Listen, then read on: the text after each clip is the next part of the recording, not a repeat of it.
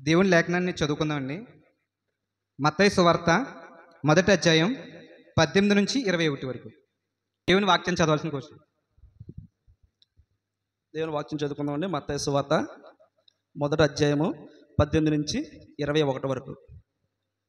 యేసుక్రీస్తు జనన విధం ఎట్లనగా ఆయన తల్లి అయిన మరియా యేసేపునకు ప్రదానము చేయబడిన తరువాత వారు ఏకము కాక మునుపు ఆమె పరిశుద్ధాత్మ వలన గర్భవతిగా ఉండెను. ఆమె భర్త అయిన యేసేపు నీతిమంతుడై ఉండి ఆమెను అవమానపరచనొలక రహస్యముగా ఆమెను విడనాడ ఉద్దేశించాను. అతడు ఈ సంగతులను గూర్చి ఆలోచించుకుని చుండగా ఇదిగో ప్రభువుతో స్వప్నమందు అతనికి ప్రత్యక్షమై, దావీదు కుమారుడైన యేసేపు, నీ భార్య అయిన మరియను చేర్చుకున్నట్టుకు భయపడకము. ఆమె గర్భము ధరించినది పరిశుద్ధాత్మ వలన కలిగినది. ఆమె ఒక కుమారుణ్ణి కనును. తన ప్రజలను వారి పాపముల నుండి ఆయనే రక్షించును గనుక ఆయనకు యేసు అను పేరు పెట్టుదనను. ఈ చిన్న వాక్యము దేవుని విడుదలలో దీవించును గాక. ఆమేన్. దైవ సేవకులకి సమయాన్ని అప్పగిద్దాం. Merry Christmas, happy Christmas. దేవుని వాక్యంలో క్రీస్తును గురించినటువంటి ప్రవచనాలు ఎన్నో ఉన్నాయి ప్రియులారా. ఆ ప్రవచనాలన్నిటినీ నెరవేర్పుగా పాత నిబంధన ప్రవచనమైతే క్రొత్త నిబంధన నెరవేర్పుగా ఉంది. ఈ నెరవేర్పు గనుక ఆయన చేసి ఉండకపోతే ఇంకెవరు చేయలేరు ఈ కార్యాన్ని. దేవుడే పాత నిబంధనలో ప్రవక్తల ద్వారా ప్రవచింపజేశాడు. దేవుడే తన కుమారుడైనటువంటి క్రీస్తు ప్రభువును మనకు అనుగ్రహించడం ద్వారా ఈ లేఖనాలన్నీ కూడా ఆయన నెరవేర్చడం మనం చూస్తూ ఉన్నాం. క్రీస్తు ప్రభు యొక్క జన్మమును తలంచటం వలన విచారములు కష్టములు మరచి ఆనందముతో సంపూర్ణ స్థితి పొందుతామట మనం. ఇది దేవదాసయ్య గారు చెప్పినటువంటి మాట. మరొకసారి చెప్తాను. క్రీస్తు ప్రభు యొక్క జన్మమును తలంచటం వలన, ఎవరి జన్మాన్ని? క్రీస్తు ప్రభు యొక్క జన్మాన్ని తలంచటం వలన మన విచారములు కష్టములు మర్చిపోయి ఆనందముతో సంపూర్ణ స్థితి మనం పొందుతాం. హల్లెలూయా. రెండవదిగా మరొక దైవజనుడు ఇలా చెప్పాడు, క్రీస్తు జననం కేవలం సంతోషించే సమయం మాత్రమే కాదు, క్రీస్తును ప్రతిబింబించే సమయం కూడా. అర్థమవుతుందా నేను చెప్పింది? ఏమన్నాడు ఆయన? క్రీస్తు జననం కేవలము సంతోషించే సమయం మాత్రమే కాదు, అంటే బట్టల కోసం, లేకపోతే భోజనాల కోసం, లేకపోతే ఇంకా ఏవో డెకరేషన్లో, ఇవన్నిటికీ మనం సమయాన్ని ఎక్కువ కలిగి ఉంటాం. కానీ ఇక్కడ దైవజనుడు ఏం చెప్పాడంటే క్రీస్తును ప్రతిబింబించే సమయం అంటే. అంటే అర్థం ఏంటి? క్రీస్తును మనం వాళ్ళ ముందు చూపించాలి. దేవునికి స్తోత్రం. వీళ్ళు నిజంగా క్రీస్తు బిడ్డలే, లేకపోతే క్రీస్తు ప్రభువుని నమ్మిన వాళ్ళే, క్రీస్తుని విశ్వసించిన వారే అనేది చూపించలేకపోతే ఈ డెకరేషన్లో కొంత సమయం అయిన తర్వాత తీసేస్తాం. బట్టలు పాతబడిపోతాయి. భోజనాలు తిన్న తర్వాత ఒక 2 రోజులు మర్చిపోతాం. ఇంకో దగ్గరికి వెళ్ళిన తర్వాత ఈ భోజనాలు మర్చిపోయి ఆ భోజనాల గురించి మాట్లాడతాం. ఈ జనం గురించి మర్చిపోయి ఆ జనం గురించి మాట్లాడతాం. కనుక క్రిస్మస్ అనేది ప్రియులారా ఒక ప్రత్యేకమైనటువంటి సమయంగా మనం దీన్ని గమనించాలి, గుర్తించాలి, గ్రహించాలి. దేవుని కృపచేత గడచినటువంటి 2 రోజులు 4, 5 తారీఖుల్లో మీరందరూ చాలా చక్కగా చెప్పిన ప్రకారంగా మొదటి రోజు కాస్త కొంచెం అటు ఇటు అయినా రెండవ రోజు మొదటి రోజు కూడా మీరు నేను చెప్పిన మాట విని, పాస్టర్ గారు చెప్పినటువంటి మాట కూడా మీరు విని, మాకు మీరు చేసినటువంటి గొప్ప సహకారం ఏంటంటే సమయం వేస్ట్ అవ్వకుండా సహకరించడం. దేవునికి స్తోత్రం. అలాగే ప్రియులారా వచ్చే సేవకులకు, అక్కడ ఉన్నటువంటి కొంతమందికి, మరి వచ్చే సాక్ష్యం చెప్పేటువంటి ఆ సహోదరుడికి, ఇంకా ఎవరెవరైతే అక్కడ సౌండ్ సిస్టమ్ దగ్గర ఉండేవాళ్ళు, అలాగే లైటింగ్ దగ్గర ఉండేవాళ్ళు, ఇంకా అక్కడ కొంచెం ఆర్కెస్ట్రా వాళ్ళు, తర్వాత సింగర్, వీళ్ళందరికీ కూడా భోజనాల గురించి ఆలోచించుకున్నప్పుడు మనకైతే దూరం అయిపోయింది. దగ్గరగా మనకు అక్కడ ఎవరున్నారు అని ఆలోచన చేస్తే కరుణాకర్ కుటుంబం గుర్తుకొచ్చింది. దేవునికి స్తోత్రం. సరే ఒక మాట వాళ్ళని అడుగుదాము, అక్కడ ఏర్పాటు చేద్దామని చెప్పేసి అన్నప్పుడు వాళ్ళు వెంటనే దానికి అంగీకరించి, ఇంతకంటే మించిన సంతోషం ఏముందండి, తప్పకుండా మేము చేస్తామని చెప్పి వాళ్ళు ముందుకొచ్చి వాళ్ళ ఇంటి ద్వారాలు తెరిచారు, వాళ్ళ హృదయాలు తెరిచి చక్కగా ఆ పరిచర్య విషయంలో వాళ్ళు సహకరించారు. దేవుడు ఆ బిడ్డలను దీవించును గాక. అలాగే రెండవ విషయం ఏంటంటే భోజనాలు ఏర్పాట్లు అనేది మొదటి రోజు పెట్టలేదు. కొంతమంది ఒకవేళ నా మీద ఏదైనా కొంచెం కష్టం ఉంటే ఉండొచ్చు, ఎందుకంటే భోజనాలు లేకుండా కోటాలు ఎక్కడ జరుగుతున్నాయండి అని చెప్పి. కానీ మొదటి రోజు అలా జరగడమే మనకు మంచిదయ్యింది అనిపించింది నాకైతే. మీరు ఎంతమంది నాతో ఏకీభవిస్తున్నారో దేవునికి స్తోత్రం చెప్పండి. నేను ఏమన్నా అనుకుంటానని చెప్పకండి, యథార్థవంతులుగానే చెప్పండి. రెండవ రోజు జరిగినటువంటి ఆ కూడికలో కూడా భోజనాల విషయంలో ఎక్కడా డిస్టర్బ్ అవ్వకుండా చక్కగా ఉదయకాలము నుంచి కూడా నాకు తెలిసి చాలా బిడ్డలందరూ ప్రయాసపడ్డారు. పేర్లు వాళ్ళే చెప్పొద్దన్నారు కాబట్టి ఓ పేరు చెప్తే మళ్ళీ ఇంకో పేరు కూడా మర్చిపోయే మతిమరుపు కూడా నాకు ఉంది, అర్థమవుతుందా? కాబట్టి పేర్లు చెప్పట్లేదు. దేవుడు ఆ పేర్లను ఆయన లెక్కించుకుంటాడో, ఎవరు ఏం చేశారో. ఏమండి, మంచినీళ్ళు సిద్ధపరిచిన దగ్గర నుంచి భోజనాలు, ఆ పాత్రలు అన్నీ కడిగి రాత్రి 2 అయిందట మన యవనస్తులు పురుషులందరికీ. దేవునికి స్తోత్రం. మేము పడుకునేటప్పటికి 1 గంట అయింది. ఇంచుమించుగా 2 గంటల వరకు కూడా ఆ పాత్రలన్నీ శుభ్రపరిచేసి అప్పుడు మళ్ళీ ప్రియులారా వాళ్ళు ఇంటికి వెళ్ళటం జరిగింది. కనుక ఈ విషయాలన్నిటిలో కూడా మీరందరూ కూడా ప్రార్థన విషయంలో సహకరించారు. రెండవదిగా ప్రియులారా ఆర్థికంగా సహకరించారు. మూడవదిగా అక్కడ భోజనాలు ఏర్పాట్లు చేయటం అనేది సామాన్యమైన విషయం కాదు, చాలా కష్టపడ్డారు. దేవుని కృపచేత చాలా చక్కగా అన్ని ఏర్పాట్ల విషయంలో మీరు చేశారు. దేవుడు మిమ్మల్ని అందరినీ దీవించునుగాక. మీ గురించి అయితే అలాగా ఆమె నేను అంటున్నాను చెప్పేస్తున్నాను. ఓకే, సంతోషం. అందుకు సంతోషంగా ఉంది. కానీ దీని ఫలితం చూడాలి. మెయిన్ నాకేమనిపించిందంటే దీని ఫలితాన్ని చూస్తే కానీ సంతృప్తి లేదు. భోజనాలు బాగానే ఉన్నాయి, జనాలు బాగానే వచ్చారు, చెప్పే సాక్ష్యాల గురించి బాగుంది, కానీ విన్న వాక్యం యొక్క ఫ్రూట్ చూడాలి. యవనస్తులైన పిల్లల్లో ఆ బర్నబాస్ యొక్క సాక్ష్యం ఎంతవరకు పనిచేసింది. తన మోకాళ్ళ మీద ఉండి చెప్పాడు కదా, మోకాళ్ళ మీద ఉండడానికి ఎంతమంది సాధన చేయడానికి సిద్ధంగా ఉన్నారు యవనస్తులైన వాళ్ళు? ఊరికే అలా సరదాగా బాగా చెప్పారండి, మోకాళ్ళే చెప్పాడండి బాబు, ఇంకేమన్నా ఇంకా సూపర్ అండి, అదండి ఇదండి అని ఊరుకోవడానికి కాదు. మనం కూడా ఏం చేయాలంటే, నేను కూడా నా మోకాళ్ళు బలపరుచుకుంటానన్న వాళ్ళు మీరు యథార్థంగా దేవునికి స్తోత్రం చెప్పండి. హల్లెలూయా. మన మోకాళ్ళు ఏమవ్వాలంటే బలంగా ఉండాలి. ప్రియులారా తను ఒక మాట చెప్పాడు ఏంటంటే, నీ మోకాళ్ళు మండితే నీ మాట, నీ సాక్ష్యాన్ని వినేటువంటి ప్రజల హృదయాలు మండుతాయి అని చెప్పారట ఆ దైవ సేవకులు, తన భక్తిలో పెంచిన దైవ సేవకులు. కనుక ఆ విషయంలో మనం ప్రియులారా నేర్చుకుందాం. దేవుని చిత్తమైతే మరొక్కసారి మరలా నేను చెప్పాను ఏంటంటే, ఇలాంటి లైటింగు, సౌండ్ ఇలాంటివన్నీ ఏర్పాట్లు ఏం కాకుండా ఓన్లీ ఈవినింగ్ టైంలో మనం అలా సువార్త చేయాలి తమ్ముడు అని చెప్పాను ఆ బాబుకి. కాబట్టి ఆ విషయంలో మీరు ప్రార్థన చేయండి. మన ప్రాంతంలో కొంతమంది బీహార్ నుంచి, కలకటా నుంచి, ఒరిస్సా నుంచి వస్తున్నారు. మరి వాళ్ళకు కూడా మనం ఏం చేయాలి? సువార్త ప్రకటించాలి. ఈ కరుణాకర్ వాళ్ళు చెరువు పట్టుబడి సమయంలో వాళ్ళందరూ వస్తే హిందీలో 2 మాటలు చెప్పాను నేను, కానీ అది వాళ్ళకి సరిగా ఉపయోగం అయ్యిందో లేదో, అర్థమైందో లేదో, మొత్తానికి ఏది ఏమైనా వాళ్ళకు కూడా సువార్త ప్రకటించే భారం నాకు దేవుడు ఇచ్చాడు. దాని కొరకు మీరు ప్రార్థన చేయండి. ప్రభు చిత్తమైతే హిందీ తెలిసినటువంటి వారు సిద్ధపరిచినటువంటి ఒక పాంప్లెట్ ఉంది, దాన్ని మనం కాపీలు చేయించి చక్కగా వాళ్ళకు కూడా పనిచేస్తే మంచిది అని అనిపిస్తూ ఉంది.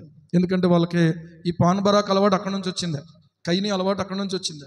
అలాగా వాళ్ళు వేసుకుంటే కానీ వాళ్ళు అది తీసుకోవడం, నోట్లో పెట్టేసుకోవడం, అది ఉమ్ములు వస్తూ ఉంటారు. ఇంకా అదే అలవాటు మన వాళ్ళు నేర్చుకున్నారు. ఒకప్పుడు బొకారో ట్రైన్ ఎక్కడానికి భయం వేసేది, ఎందుకంటే ఆ ట్రైన్ నుండి ఇదే వాసన. మీరు రిజర్వేషన్ ఎక్కండి, లేకపోతే జనరల్ ఎక్కండి, ఏదైనా ఇదే వాసన. కాస్త రిజర్వేషన్ అయితే అంత ఎక్కువ ఉండకపోయినా జనరల్ మాత్రం అదే వాసన.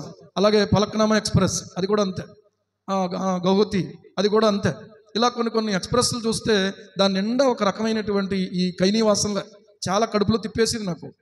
నైట్ టైం జర్నీ చేసే వాళ్ళం ఇంచుమించు 2 గంటలకి అక్కడ స్టేషన్లో రాజమండ్రిలో దిగడం, లేదంటే ఎక్కడో సామలకోటలో దిగడం. అమ్మయ్య ఎప్పుడు దిగామరా బాబు అనిపించింది అనమాట. అర్థమవుతుందా? వాళ్ళ నుంచి మన వాళ్ళు ఏం చేశారంటే అడాప్ట్ చేసుకున్నట్టు అయింది. దీనివల్ల ఏం ప్రయోజనం లేదు. ఈ కైనీ వల్ల కానీ, మందు వల్ల కానీ, వీటన్నిటి వల్ల ఏంటంటే ఆరోగ్యం పాడు, లోపల అవయవాలు తినేస్తాయి. ఖచ్చితంగా వాళ్ళ లైఫ్ స్పాన్ తగ్గిపోద్ది. ఇది చాలా ప్రమాదకరమైనటువంటివి. వీళ్ళ కనుక విషయంలో మనం భారం కలిగి ప్రార్థన చేయాలి. అక్కడ స్క్రీన్ కనుక ఏర్పాటు చేయగలిగితే ఇంకా బాగుండును అన్నారు. ఒకవేళ దేవుని చిత్తమైతే మరొకసారి మనం తప్పకుండా అలాంటి ఏర్పాటు చేస్తే మంచిది అని అనిపించింది నాకు. దేవునికి స్తోత్రం. హల్లెలూయా. ఇది నా ఒక్కడి వల్ల జరగలేదు, మీ అందరూ సహకరించడం వల్ల, ఎవరైనా సనుక్కున్న వాళ్ళ వల్ల కూడా, ఎవరైనా అడ్డుకున్న వాళ్ళ వల్ల కూడా, ఆటంకాలు కల్పించిన వాళ్ళ వల్ల కూడా ఇంత ఘనంగా దేవుడు జరిగించాడు. దేవునికి స్తోత్రం. హల్లెలూయా. ఒకసారి ప్రార్థన చేశాను నేను, ఆ విషయాలు ఆలోచన చేస్తే నాకు ఇప్పుడు గుర్తు వస్తుంది. దేవుడు అంటాడు, ఫరో వలన, అతని సమస్త సేనల వలన, రథముల వలన నేను మహిమ తెచ్చుకుంటాను అన్నాడు. ఒకప్పుడు అర్థం అవ్వలేదు. సేవలో దేవుడు మాట్లాడినటువంటి ఈ విషయాలు ఆటంకాలు ఎదురవుతున్నాయి, మనుష్యులు వ్యతిరేకంగా నిలబడుతున్నారు, సనుక్కుంటున్నారు, చాలా విరోధంగా నిలబడుతున్నారు. అయినా కూడా దేవుడు తన నామాన్ని మహిమపరుచుకుంటాడు. దేవునికి మహిమ కలుగును గాక. హల్లెలూయా. ఓకే, మనం ఇప్పుడు వాక్యంలోకి వెళ్దాం, ప్రార్థన చేసుకుందాం. పరిశుద్ధుడైన మా తండ్రి, జీవాధిపతి, మహాగణుడ, మహోన్నతుడ, సర్వశక్తిమంతుడైన మా తండ్రి, నీకు స్తోత్రాలు. మేము సరిపోయిన వారం కాదు ప్రభా, నీవే సరిపోయినవాడో. పరిస్థితులన్నీ ప్రతికూలంగా ఉన్నప్పటికీ కూడా నీ కార్యాన్ని నీవు చేసుకోవడానికి, నీవు జరిగించుకోవడానికి మమ్మల్ని అందరినీ కూడా బలపరిచి, మా అందరికీ కూడా సహాయం చేసి, మా అందరికీ ఆలోచన ఇచ్చి, మా అందరికీ కూడా ఆర్థికంగా సహకరించి ప్రభువా ప్రతి విషయంలో మీరు సహాయం చేశారు. నీ కార్యాన్ని మీరు మాకు ఇంకా స్పష్టముగా కనబరచండి. ఈ డిసెంబర్ మాసంలో ప్రతి ఒక్కరి ఇంట్లో ప్రభు నిజమైన ఆనందం, నిజమైన సంతోషం కలగడానికి మీరు కృప చూపండి. ఈ వాక్యాన్ని ధ్యానిస్తుండగా నాతో మాతో కూడా మీరు మాట్లాడండి. యేసు ప్రభువు నామములో ప్రార్థించి స్తుతించి వేడుకుంటున్నాం మా పరమ తండ్రి. ఆమేన్, ఆమేన్, ఆమేన్. ఓకే. మత్తయి సువార్త 1వ అధ్యాయం 18వ వచనంలో చూసినప్పుడు, దేవుని ప్రణాళికలో కాలము సంపూర్ణమైనప్పుడు దేవుడు తన కుమారుని ఈ లోకంలోనికి కన్య యొక్క గర్భము ద్వారా ఈ లోకంలోనికి అనుగ్రహించాలనుకున్నప్పుడు ప్రియులారా, ఈ భూమి మీద ఒక బృహత్తరమైనటువంటి కార్యం జరిగింది. అది ఊహించినటువంటి కార్యం, మనుష్య జ్ఞానానికి అందనటువంటి కార్యం. కేవలం ఇది దేవుని శక్తి ద్వారా మాత్రమే జరిగినటువంటి కార్యం. దేవునికి స్తోత్రం. మొట్టమొదటిగా ఆలోచన చేస్తే కన్యక అయినటువంటి మరియ గురించి మనం చెప్పుకోవచ్చు. మరియకు ప్రియులారా దేవుని యొక్క ప్రత్యక్షత ద్వారా ఈ విషయం తెలియపరచబడిన తర్వాత లేఖనాల నెరవేర్పు అనేది లేఖనం ఇచ్చింది దేవుడు, దాన్ని నెరవేర్చేది కూడా ఆయనే. మనుషులు ఎవరి సహాయం అవసరం లేదు దీనికి. అంటే దేవుడు ఏదైతే చేయాలనుకున్నాడో అది చేయడానికి ఆయనకు అసాధ్యమైనది ఏది కూడా లేదు. చూడండి, ఆ 4వ తారీఖు సాయంత్రం కూడా వర్షం పడుతుందేమో, వర్షం కానీ పడితే పరిస్థితి చాలా ఇబ్బందికరంగా ఉండేది మనకి. అర్థమవుతుందా? ఇంచుమించు దానికి 3 రోజుల క్రితమేమో గ్రౌండ్లోకి వెళ్ళి ప్రార్థన చేసింది, అంతే కదా. 3 రోజులు అయ్యి ఉంటుంది. వర్షం వాతావరణం ఆగిన తర్వాత ఒకరోజు పొద్దున్నే లేచి ప్రార్థన చేసుకుని నాకు అనిపించింది గ్రౌండ్లోకి వెళ్ళిపోవాలి, ముందు అసలు గ్రౌండ్ వాతావరణం ఎలాగుందో చూడాలని. అక్కడికి వెళ్ళినప్పుడు పెద్ద స్త్రీను, చిన్న స్త్రీను, అలాగే అక్కడ మన వాళ్ళకి బంధువులు ఆ గొల్లయ్య, ఇంకా ఎవరో ప్రసాద్ సాయి, ఇలాగా కొంతమంది బిడ్డలు అక్కడికి రావటం జరిగింది. ప్రియులారా, కనుక ఆ దినం ప్రార్థన చేయటం, ప్రభువు తట్టు చేతులు ఎత్తాం. అప్పుడు ఆ రోజున దేవుడు ఒక పాట జ్ఞాపకం చేశాడు. సర్వాధిపతి యేసయ్యా నీకు అసాధ్యమైంది ఏముంది. హల్లెలూయా. ఆయన ఎవరో సర్వాధిపతి, నీకు అసాధ్యమైనది ఏముంది అని చెప్పి ఆ పాట ప్రియులారా పాడడానికి కొంత 2 చరణాలు పాడుకొని దేవుని స్తుతించి నేను తర్వాత ఈ బిడ్డలు కూడా ఒకరి తర్వాత ఒకళ్ళు చిన్న చిన్న ప్రార్థనలు చేయటం జరిగింది. ఏదేమైనా మనం ప్రార్థన చెయ్యకపోయినా దేవుడు కార్యం జరిగించుకుంటాడు. కానీ మన ఆతృత, లేకపోతే మన ఆవేదన, లేకపోతే ప్రభు చెప్పిన మాట మీరు విసుగక్క నిత్యము ప్రార్థన చేయుచుండాలని అన్నారు. కాబట్టి ప్రభువు మాటకు లోబడి ప్రార్థన చేయటం జరిగింది. ఆయనకే సమస్త ఘనత, మహిమ, ప్రభావాలు కలుగునుగాక. హల్లెలూయా. ప్రతికూల పరిస్థితి ఆ రోజు కూడా నాకు తెలిసినటువంటి విషయం ఏంటంటే, మన పొరుగున ఆర్కెస్ట్రా వాళ్ళు వచ్చేటప్పుడు చెప్పారు, ఈ నామవరం ప్రాంతం నుంచి వచ్చామండి, రోడ్డంతా కూడా చాలా వర్షంతో కొంచెం ఇబ్బందిగానే ఉంది, ఇక్కడికి వచ్చిన తర్వాత ఎలాగుంటుందో అనుకున్నామన్నారు వాళ్ళు కూడా. అర్థమవుతుందా? ఏదేమైనా ప్రతి విషయంలో కూడా దేవుడు సహాయం చేశాడు. కనుక దేవుడు ప్రియులారా ఆయన శక్తి చేత సమస్తం చేయగలడు. ఆయనకు అసాధ్యమైనది ఏది కూడా లేదు. కొన్నిసార్లు వర్షం పడినటువంటి సమయంలో కూడా ప్రభువు తన కార్యాన్ని ఆగకుండా జరిగించాడు. ఏమండి, స్లాబ్ వేసినప్పుడు, ఈ ఫస్ట్ స్లాబ్ వేసినప్పుడు ఆ రోజున వర్షాలే నిజంగా. ఆ ముందు రాత్రి వర్షం పడింది. చాలా ఇబ్బందికరమైన పరిస్థితి అవుతుందేమో అనుకున్నాం. ఇంచుమించు సాయంత్రం 5:30 వరకు వర్షం పడకుండా దేవుడు కాశాడు. దేవునికి స్తోత్రం. ఏమాత్రం వర్షం పడినా ఈ వేసినటువంటి సిమెంట్ కానీ లేకపోతే లోపల ఐరన్ ఏమవుదో, మొత్తానికి లోపల ఉన్నదంతా ఇసుక, ఏమండి మొత్తం అదంతా ఏమైపోద్ది అంటే డిస్టర్బ్ అయిపోద్ది. కానీ దేవుడు సహాయం చేశాడు. ఆయన కృప ప్రియులారా ఆయనకే మహిమ కలుగునుగాక. ఆయన కార్యాన్ని చూసాం. మొదటి రోజు 4వ తారీఖు ఉదయకాలం నాకు కొంచెం ఆందోళనగానే ఉంది. ప్రార్థనలో ఉన్నాను. ప్రార్థన ముగించే సమయానికి పరిశుద్ధాత్ముడు ఒక ప్రశ్న నా ముందుకు తీసుకొచ్చాడు. నీ ఇప్పుడు కొత్తగా పెడుతున్నావా మీటింగ్లో? ఇంతకుముందు ఎప్పుడన్నా పెట్టావా? ఎందుకంటే ఇంతకుముందు జరిగిన కార్యాలు ఒకసారి జ్ఞాపకం చేసుకుంటే దేవుడు చాలా ఆశ్చర్యకరంగానే దేవుడు చేశాడు. కాబట్టి ఆయన శక్తి తగ్గిపోలేదు, ఆయన మహిమ తగ్గిపోలేదు అనే విషయాన్ని దేవుడే జ్ఞాపకం చేసి నన్ను బలపరిచాడు, ధైర్యపరిచాడు. ప్రియులారా, యోహాను సువార్త 1వ అధ్యాయము 1 నుంచి 4 వచనాలు చదివితే, 1 నుంచి 4 వచనాలు, ఆది యందు వాక్యం ఉండెను, వాక్యము దేవుని యొద్ద ఉండెను, వాక్యము దేవుడై ఉండెను, ఆయన ఆది యందు దేవుని యొద్ద ఉండెను, సమస్తమును ఆయన మూలముగా కలిగెను, కలిగి ఉన్నదేది ఆయన లేకుండా కలగలేదు. దేవునికి స్తోత్రం. ఆ వాక్యము కృపాసత్య సంపూర్ణుడై శరీరధారి అయి కృపాసత్య సంపూర్ణుడుగా మన మధ్య నివసించెను. ఆ వాక్యం ఏ వాక్యం? ఆది యందు ఉన్నటువంటి వాక్యం, వాక్యమై ఉన్నటువంటి దేవుడు. ఆయన వలన సమస్తం కలిగింది, కలిగి ఉన్నది ఏది ఆయన లేకుండా కలుగలేదు. హల్లెలూయా. ఆ వాక్యము శరీరధారి అయినప్పుడు మరొకరి సహాయం ఆయనకు అవసరం లేదు. సర్వోన్నతునైనటువంటి దేవుని శక్తి ఆ కన్యక అయినటువంటి మరియను కమ్ముకొనగా ప్రియులారా ఆమె గర్భవాసాన పరిశుద్ధాత్మ వలన యేసుక్రీస్తు ప్రభు వారు ఏమండి ఆయన జన్మించడం జరిగింది. దేవునికి మహిమ కలుగును గాక. దీన్ని కొంతమంది వీడియోలు తీస్తూ ఎటకారంగా మాట్లాడుతూ చాలా అవమానకరంగా కూడా వాళ్ళు మాట్లాడుతూ ఉన్నారు. దీనికి మనం ఏమీ చలించిపోవలసిన అవసరం లేదు. ఇది అర్థం కానటువంటి వాళ్ళకి అర్థం కాదు, అర్థమైనటువంటి వాళ్ళకి అర్థమవుతుంది. అవును, మీరు చెప్పింది నిజమే. ఏమండి ఎందుకో తెలుసా? దీనికి కారణం ఏంటంటే పరిశుద్ధాత్ముని వలన మాత్రమే ఈ విషయాన్ని ఎవరైనా ఒప్పుకోగలుగుతారు. మిగిలిన వారు ఎవరూ కూడా సైన్స్ ప్రకారంగా ఒప్పుకోలేరు, లేకపోతే వాదం ప్రకారంగా ఒప్పుకోలేరు. ప్రియులారా, పరిజ్ఞానం లేక ఈ లోకంలో ఉన్నటువంటి జ్ఞానానికి అతీతంగా దేవుడు కార్యాలు చేసినప్పుడు వారు ఒప్పుకోలేరు. ఎందుకంటే దేవుడు ఎర్ర సముద్రాన్ని పాయలుగా చీల్చాడు అంటే ఎవరు ఒప్పుకుంటారు? దేవుని నిజంగా విశ్వసించిన వారు అవును ఆయన చేయగలడని ఒప్పుకుంటారు. అగ్నివాసన అంటకుండా అబేద్నెగోలను కాపాడాడు దేవుడు అని ఎవరు ఒప్పుకుంటారు? అన్నీ ఒప్పుకోగలిగిన వారు అందరూ ఉండరు. అందరికీ దేవుని గురించిన జ్ఞానం లేదు. హల్లెలూయా. అందరికీ దేవుని గురించిన జ్ఞానం లేదు కనుక వీడియోలు తీస్తున్నారు, అవమానకరంగా సినిమాలు తీస్తున్నారు, పుస్తకాలు రాస్తున్నారు, తర్వాత ఏమో ప్రియులారా బుక్లెట్స్ పంచుతున్నారు. ఏది ఏమైనా కూడా నీవు నేను ఇక్కడ ఏమాత్రం కూడా ఇబ్బంది పడాల్సిన అవసరం లేదు. ఇది వాళ్ళకి అర్థం కాలేదని ఒక విషయం నీకు అర్థమైతే చాలు. దేవునికి స్తోత్రం. మరి ఇది నాకు ఎలాగ అర్థమైంది? నా జ్ఞానంతో అర్థం కాలేదు, నా యొక్క చదువుతో అర్థం కాలేదు, లేకపోతే నాకు ఎవరో చెప్పడం ద్వారా అర్థం కాలేదు, కానీ పరిశుద్ధాత్ముడు ఒప్పించడం ద్వారా అర్థమయ్యింది. హల్లెలూయా. దయచేసి మీరు దేవుని వాక్యాన్ని చూస్తే ప్రియులారా మీకు అర్థమయ్యేటువంటి ఒక వచనం చూపిస్తాను. 1 కొరింథీ పత్రిక 12వ అధ్యాయము 1 కొరింథీ పత్రిక 12వ అధ్యాయము దయచేసి 3వ వచనం చూడండి. ఇందుచేత దేవుని ఆత్మ వలన మాట్లాడువాడెవడును యేసు శాపగ్రస్తుడని చెప్పడనియు, పరిశుద్ధాత్మ వలన తప్ప ఎవడును యేసు ప్రభువు అని చెప్పలేడనియు నేను మీకు తెలియజేయుచున్నాను. ఆయన ప్రభువు, ఆయన దేవుడు, ఆయన సర్వాధికారి అని చెప్పగలిగిన వాడు ఎవరైనా ఉన్నారంటే కేవలము పరిశుద్ధాత్మ వలన మాత్రమే ఇది జరుగుతుంది తప్ప మరొక రకంగా జరగదని ఇక్కడ పరిశుద్ధాత్మ వలన పౌలు భక్తుడు ప్రవచిస్తూ ఉన్నాడు. పౌలు భక్తుడు ఖండితంగా తెలియజేస్తూ ఉన్నాడు. మీరు ఒకప్పుడు అన్యజనులు అయినప్పుడు ఆ యొక్క విగ్రహాలను ఆరాధించడానికి ఎటుబడిన అటు మీరు నడిపింపబడితీరని మీకు తెలియను, మనం నడిపించబడ్డాం అని. ఇప్పుడు ఏంటంటే లేదు, యేసుక్రీస్తు ప్రభువే నా రక్షకుడు, దేవునికి స్తోత్రం కలుగును గాక.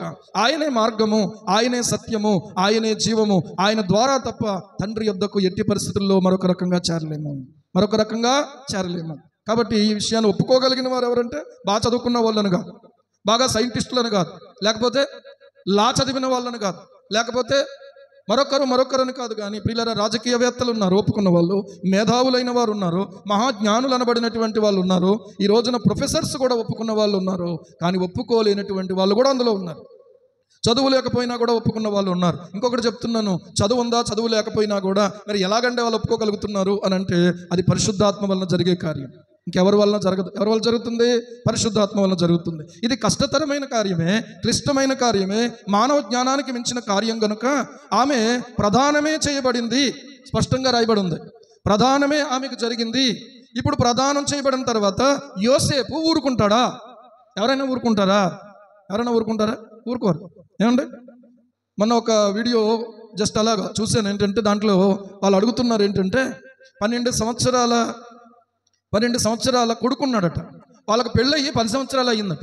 ఎలా సాధ్యపడుతుంది అంటే సంథింగ్ ఏదో జరగకూడదు జరిగింది అంతకుముందు, అర్థమవుతుందా? లేదా అంత 2 సంవత్సరాల డిఫరెన్స్ ఎలా వస్తుంది? కానీ ఇది అలా జరిగింది కాదు, ఇది కేవలము దేవుని శక్తి చేత జరిగింది. దేవునికి స్తోత్రం. హల్లెలూయా. సిలువను కూర్చున్న వార్త నశించుచున్న వారికి వెరితనమే. ఏంటి ఆ సిలువ ఏంటి, ఆ మేకులేంటి, ఆ ముళ్ళ కిరీటం ఏంటి, ఆయన ఏమన్నా అంటుంటే కూడా ఆయన ఏమీ అనలేకపోవడం ఏంటి? అవును ఆయన. ఎందుకంటే యెషయా గ్రంథం 53వ అధ్యాయంలో రాయబడి ఉంది, వదకు తేబడిన గొర్రె పిల్లవలే ఆయన ఎలాగూ మౌనంగా ఉండెనో అలాగూ ఆయన నోరు తెరవలేదని రాయబడతా ఉంది. దేవునికి స్తోత్రం. వదకు తేబడిన గొర్రె పిల్ల బొచ్చుకొచ్చి కత్తిరించు అని ఎదుట ఎలాగూ మౌనంగా ఉండెనో ఆయన అలాగూ మౌనంగా ఉండి నోరు మెదపలేదని రాయబడి ఉంది. అది యెషయా గ్రంథం 53వ అధ్యాయంలో 750 సంవత్సరాల క్రితం క్రీస్తుకు పూర్వం రాయబడిన ప్రవచనం. ఆ ప్రవచనం నెరవేర్పుగా ఆయన నోరు తెరవకుండా ఉన్నాడు. ఇది ఎవరికి అర్థమవుతుంది? విమర్శించే వాళ్ళకి అర్థం కాదు, పరిశుద్ధాత్మ దేవుని ప్రత్యక్షత వలన అర్థమయ్యే విషయం ఇది. కనుక అపహాస్యం చేసేవాళ్ళు అపహాస్యం చేస్తూనే ఉంటారు. నువ్వు తలదించుకోవాల్సిన అవసరం లేదు. నేను నమ్ముతున్నది ఏంటంటే దేవుని శక్తి చేతనే ఆయన భూమి మీదకి రావటం జరిగింది. హల్లెలూయా, హల్లెలూయా. సరే, యోసేపు అభ్యంతరపడ్డాడు, బైబిల్లో స్పష్టంగా రాయబడి ఉంది. అభ్యంతరపడినటువంటి కారణం ఏ పురుషుడైనా అంతే కదా, అభ్యంతరపడ్డాడు. అభ్యంతరపడి ఏమని ఆలోచించాడంటే యోసేపు ఆమెను అవమానపరచనొల్లక అన్నాడు. ఏమండి, ఆమెను ఏం చేయడానికి అతడు ఇష్టపడట్లేదో తెలుసా? అవమానపరచటం. ఈరోజు ఏం జరుగుతుందో తెలుసా? ఒక ఆడపిల్లను అవమానించడానికి 10 మంది ఏకమవుతున్నారు. ఆడపిల్లను తరమడానికి, ఆడపిల్లను పాడు చేయడానికి, ఆడపిల్లల విషయంలో ప్రియులారా చాలా దారుణంగా మాట్లాడుకునే పరిస్థితి ఉంది. ఈ ఆడపిల్లలు కూడా కొంతమంది, నేను గమనించిన విషయం ఏంటో తెలుసా? మగపిల్లలు వెంట పడుతూ ఉంటే అదేదో ఒక ఏంటది, ఒక రకమైన ఎమోషనల్గా ఫీల్ అవుతున్నారు. అదేదో గొప్ప విషయం అన్నట్టుగా. అసలు వెంట పడడానికి నేను అవకాశం ఇవ్వకూడదు. జస్ట్ నిన్న ఊరికి అలాగ వెళ్ళాను. ఒక 3 ఆడపిల్లలు నడుచుకుంటూ వెళ్తున్నారు. ఈ మధ్యలో ఉన్నటువంటి అమ్మాయి మీద వాడు బండేసుకుని వచ్చి, కుర్రోడే వాడు కూడా స్కూల్ ఏజే, వాడు ఏదో అడుగుతున్నాడు అనమాట. చెప్పవే, ఎందుకు నువ్వు మాట్లాడట్లేదు, ఏదో అంటున్నాడు. నా చెవిలో పడింది అన్నమాట. అంత చిన్న వయసులో. ఏమండి, ఆడపిల్లలారా జాగ్రత్త. ఏమండి, ఏదైనా చాలా జాగ్రత్తగా ఉండాల్సిన రోజులు. ఈ టీచింగ్ పెరిగిపోతూ ఉంది, ర్యాగింగ్ పెరిగిపోతూ ఉంది. ఇప్పుడు వీటిని మించిపోయి ఏమండి ఏదో రకంగా ప్రలోభ పెట్టి ఆ అమ్మాయిని పాడు చేసేటువంటి ఆలోచనలు చేస్తూ ఉన్నారు. అక్కడికి రమ్మని, ఇక్కడికి రమ్మని. అందుకనే ఏ తల్లి అయినా, ఏ తండ్రి అయినా సరే ఒక ఆడబిడ్డను విడిచిపెట్టి ఏమాత్రం కూడా ధీమాగా ఉండొద్దు. చాలా 1000 కళ్ళుతో వాళ్ళని గమనించుకోవాలి. దేవునికి స్తోత్రం. అందుచేతనే ఈరోజు నేను మీకు చెప్పే విషయం ఏంటో తెలుసా? ఆడపిల్ల మెచ్యూర్ అయినప్పుడు రజస్వల వేడుకలు ఇలాంటివి పెట్టకూడదు. అదేం వేడుక? దానికి ఒక అర్థం ఏమైనా ఉందా? దానివల్ల ఉపయోగం ఏంటి? ఏమండి, పుట్టినరోజు కూడిక అంటే అది కూడా అవసరమైతే ఏదైనా అలాంటి కార్యక్రమం. ఈరోజు ప్రియులారా, ఇటువంటివి మనం చేయటం ద్వారా అవతల మనుషుల యొక్క, మిగిలినటువంటి వాళ్ళ యొక్క కాన్సన్ట్రేషన్ ఇటువైపు తిప్పి, ఇదిగో మా అమ్మాయిని చూడని మనమే చూపిస్తున్నట్టు అవుతుంది. ఎవరో చేశారు, దున్నపో తినిందిరా అంటే దొన్న కట్టేంద్రా అనే తరంలో అనే పరిస్థితిలో ఉండకూడదు. మనం ఆలోచించాలి. దీని వెనకాల ఎంతవరకు మేలుంది? ఆ అమ్మాయి పేరుని నీకు ఒకవేళ అంత సంతోషంగా ఉంటే నువ్వు ఎంత ఖర్చు పెట్టాలనుకుంటున్నావు నేను చెప్తున్నాను, అంత పట్టుకెళ్ళి బ్యాంకులో వేసేయండి, నువ్వు నీ భార్య వెళ్ళి. ఒకవేళ అమ్మాయి ఏడ్చింది, ఏదో చిన్న ప్రార్థనలా పెట్టుకుని మందిరంలోనో లేకపోతే మీ ఇంట్లోనో, నో ఫ్లక్స్ వద్దు. కేవలం మీ ఇంట్లో రహస్యంగా కార్యక్రమం ప్రార్థన చేసుకొని ఆ బిడ్డకు ఆశీర్వాదకరంగా ఉండేలాగా ఒక చిన్నగా చేసుకోండి. చాలా బాగా చేశారండి, సూపర్ అండి, అదండి ఇదండి అంటారు తర్వాత. కానీ ఎవరు కూడా ₹1 సహాయం చేయరు. అప్పులు చేసి కూడా చేసినటువంటి వాళ్ళు ఉన్నారు. నేను ఒకటే చెప్తున్నాను ఏంటంటే, ఆడబిడ్డ ప్రియులారా మన ఇంట ఏమండి చాలా విలువైనటువంటి ఒక ఆలోచన విధానంతో మనం పెంచుకోవడం చాలా ప్రాముఖ్యమైనది ఈ రోజుల్లో. దేవునికి స్తోత్రం. ఒక ఆడబిడ్డను అవమానపరచకూడదు. ఏమండి, ఆ బిడ్డను ఏం చేయకూడదు? అవమానపరచకూడదు. నీ చెల్లిని ఎవరైనా అవమానపరిస్తే ఊరుకుంటావా? నీ అక్కని ఎవరైనా అవమానపరిస్తే ఊరుకుంటావా? నీ తల్లిని ఎవరైనా అవమానపరిస్తే ఊరుకుంటావా? ఊరుకో కదా. అంటే ఎదరోళ్ళు అయితే, బయట వాళ్ళు అయితే, ఇంకొకళ్ళు అయితే వాళ్ళు ఇంకొకళ్ళ చెల్లి కదా, వాళ్ళు ఇంకొక అక్క కదా, లేకపోతే ఇంకొకళ్ళ తల్లి కదా. అవమానపరచడం సరైనటువంటి ఆలోచన విధానం కాదు. అందుకనే మనకు దేశానికి స్వాతంత్ర్యం వచ్చింది అని అంటే, అసలు నిజమైన స్వాతంత్ర్యం ఎప్పుడు వచ్చింది అని చెప్పుకోవాలంటే, అర్ధరాత్రి ఒక స్త్రీ స్వేచ్ఛగా ఇంటికి సురక్షితంగా ఏ భయము లేకుండా ఇంటికి రాగలిగితే అప్పుడే మన దేశానికి స్వాతంత్రం వచ్చిందని మీరు చంకలు గుద్దుకోండి అని చెప్పి మహాత్మా గాంధీ ఎప్పుడో చెప్పారు. మనకు అసలు చెవికి ఎక్కితే కదా మాట. ఏమండి, వేడుకలు చేసుకుంటాం, జెండాలు పట్టుకుంటాం, ఆ స్లోగన్స్ చెప్తాం, చాలా చాలా చేస్తాం. కానీ ఈ రోజున ఎన్నెన్నో రకాలైనటువంటి ప్రియులారా కేసులు కూడా వాళ్ళ కోసం చట్టబద్ధమైనటువంటి పోక్సో కేసులు పెరిగిపోతున్నాయి, నిర్భయ కేసులు పెరిగిపోతున్నాయి. దిశ అని చెప్పి ప్రతి చోట కూడా ఒక పోలీస్ స్టేషన్ ఒక నెంబర్ పెట్టారు. ఈ రోజున ఆలోచన చేస్తే మంచిది, ఇవన్నీ కూడా ఏది కూడా నేను తప్పంటలేదు. కానీ సాటి మనిషికి జ్ఞానం లేకపోతే ఎవరేం చేయగలరు? చావుకైనా తెగిస్తున్నారు కానీ ఇలాంటి ఆలోచనల నుంచి బయటకు రావట్లేదు. ఈ రోజున ప్రియులారా ప్రతి సినిమా సెన్సార్ చేయబడి బయటకు వస్తూ ఉంది. కానీ సినిమా చూసినటువంటి వాళ్ళ ఆలోచన ఎలా ఉంటున్నాయి? ఈ రోజున ఏదైతే చూడకూడదో అటువంటి విషయాలు నెట్ఫ్లిక్స్లో, నెట్లో చూపిస్తున్నారు. ఏమంటే దీన్ని నిషేధించగలిగినటువంటి ఆ యొక్క అధికారంతో ప్రియులారా తగినటువంటి చట్టాలు చేయబడట్లేదు. ఆస్ట్రేలియాలో మరి కొన్ని దేశాలలో 16 సంవత్సరాల వరకు సెల్ ఫోను, నెట్ నిషేధం. ఎవరికో తెలుసా? 16 సంవత్సరాల లోపు పిల్లలకి. ఆలోచించండి. ఇప్పుడు మన దేశంలో కూడా అలాంటి ఒక చట్టాన్ని తీసుకురావాలి, లేకపోతే ఇప్పుడున్న పిల్లలను మనం కాపాడుకోలేము అని చెప్పి కొంతమంది నిపుణులు సలహాలు చెప్తున్నారు. ఏం జరుగుతుందో తెలియదు. ఈరోజు ఆలోచిస్తే ఆమెను అవమానపరచడానికి ఇష్టం లేదట. ఏమంటే యోసేపుకి కన్య అయినటువంటి మరియా కన్యకగానే ఉండగా ఈయనకు ప్రదానం చేయబడినటువంటి పరిస్థితుల్లో ప్రియులారా ఈయన ఆలోచన చేస్తూ ఉన్నాడు. యోసేపు ఆమెను అవమానపరచడానికి ఇష్టపడట్లేదు. ఎందుకో తెలుసా? నీతిమంతుడై ఉండి. దేవునికి స్తోత్రం. ఏమంటే చెట్టు ఎలాంటిదో ఫలం కూడా అలాంటిదే ఉంటుంది. మంచి చెట్టు మంచి ఫలాలే ఫలిస్తుంది. దేవునికి స్తోత్రం. ఏమంటే నీతిమంతుడై ఉన్నటువంటి వాడు అవమానపరచడానికి వెనుకాడేవాడుగా ఉంటాడు. ఎందుకులే ఆమెను అవమానపరచడం? ఏం జరిగిందో మనకు తెలియదు. ఏమండి ఏం జరిగిందో మనకు తెలియదు అని చెప్పి ఈయన ఏం చేశాడు అని అంటే రహస్యముగా ఆమెను విడనాడ ఉద్దేశించింది.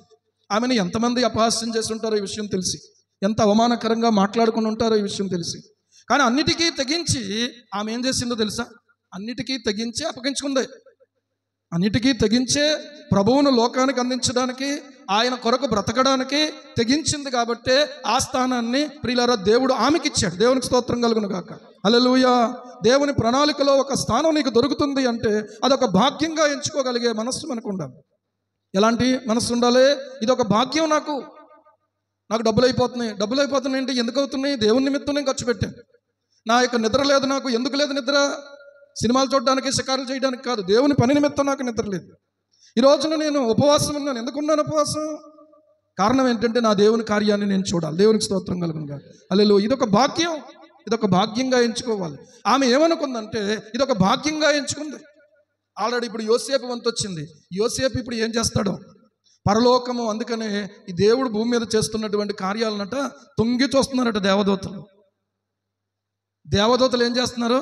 తొంగి చూస్తున్నారు. తొంగి చూడడం అనేది దేన్ని సూచిస్తుంది తెలుసా? ఆసక్తిని. నెక్స్ట్ ఏం జరగబోతుందో ఏమండి? దేవుని శక్తి కమ్ముకొనగా ఆమెమో గర్భవతి అయ్యింది. సర్వోన్నతుడైన దేవుని కుమారుడు ఆమె కడుపున పుట్టబోతున్నాడు. ఆయన పరిశుద్ధుడై ఉంటాడు. దేవునికి స్తోత్రం కలుగునుగా. హల్లెలూయా. సర్వ మానవాళి కోసం దేవుడి కార్యాన్ని చేయటానికి ప్రియులారా నిర్ణయించినప్పుడు మొట్టమొదటి పురుషుడుగా యోసేపు నిలబడతా ఉన్నాడు. చప్పట్లు కొట్టి దేవుని మహింపరచండి. పురుషుడు అనేవాడు దేవుని ప్రణాళికలో తన స్థానాన్ని సరిగ్గా పోషించగలిగితే ఖచ్చితంగా దేవుని పని భూమి మీద జరుగుతుంది. మొదట పురుషుడే నిర్మించబడిన వాడు అని ఈ రోజున స్త్రీల ముందు ఉంటున్నారు, పురుషులు వెనకాల ఉంటున్నారు. దయచేసి ఈ పురుషుల క్రిస్మస్ రోజున చెప్తున్నాను, మీరు వెనకాల ఉండకండి, ముందుకు ఉండండి. దేవునికి స్తోత్రం కలుగును కాదు. కొంతమంది ఏం చేస్తున్నారు తెలుసా? నేను ముందు కుర్చీలు ఎత్తుంటే వెనక్కేసుకుంటున్నాను కుర్చీలు. మళ్ళీ బాబు, పురుషులు మీరు ఏం చేయాలి? ముందుకు ఉండాలి కానీ వెనక్కి ఉండకూడదు. గమనించుకోవాలి. ఓకే ప్రియులారా, క్లాస్ రూమ్లో ఫస్ట్ కూర్చునేటువంటి వాళ్ళు బెస్ట్ స్టూడెంట్స్ అంటారు. లాస్ట్ను కూర్చునే వాళ్ళు ఏంటో తెలుసా? డల్లర్స్. మీరు డల్లర్సా లేకపోతే బెస్ట్ స్టూడెంట్సా? అది గమనించుకోండి. రాజుగారు చూడండి అక్కడ కూర్చున్నారు. ఎక్కడ? ఫస్ట్. చూసారా? మీరు నేర్చుకోండి. ముందే కూర్చోవాలి. దేవునికి స్తోత్రం కలుగును కాక. బస్సుల్లో కూడా మీరు లాస్ట్కి వెళ్ళి కూర్చుంటారా? అమ్మ మీరు అక్కడ తెలివైన వాళ్ళే. వెనక్కి వెళ్తాయండి గతుకుల్లో పడితే కుదుపులకి. మొన్న సామలకోట వెళ్ళేటప్పుడు బస్సు ఎక్కాను. ఇంచుమించు మన 30వ తారీఖు బస్సు ఎక్కాను. ముందే శనివారం సాయంత్రం వెళ్ళిపోయాను నేను రాత్రికి. ప్రియులారా, అక్కడ మీటింగ్ ఉంటే ఆ మీటింగ్ చూసుకుని పొద్దున్న ఆరాధన చూసుకుని వచ్చాను. సరే, మొత్తానికి ఏదేమైనా సరిగ్గా బిక్కబోలు ఇలా దాటుతుంది. అక్కడ గొయ్యిందో తెలియదు, లేకపోతే కట్టర్ ఏదన్నా మరి దెబ్బ అయిందో తెలియదు, కానీ ఒకేసారి బస్సు ఆ గతుకులో పడి ఇలా పైకి లేచింది అనమాట. పాపం ఒక చిన్న బిడ్డను ఎత్తుకున్న తల్లి ఒక అమ్మాయి నిలబడి ఉంది. ఆ అమ్మాయి ఒకవేళ కొంచెం అజాగ్రత్తగా ఉంటే సరిగ్గా దానికి తగులుకున్న ఆ పిల్ల తల, ఆ చంటి బిడ్డ తల ఎంత డేంజరో తెలుసా? అది చాలామంది వెంటనే సడన్గా ఇబ్బంది పడిపోయారు. కనుక దయచేసి ముందుండడమే మంచిది. దేవునికి స్తోత్రం కలుగును. హల్లెలూయా. ఏం చేయాలి? ముందు ఉండాలి. పురుషుడు ప్రియులారా ఎలా నిలబడ్డాడో చూడండి.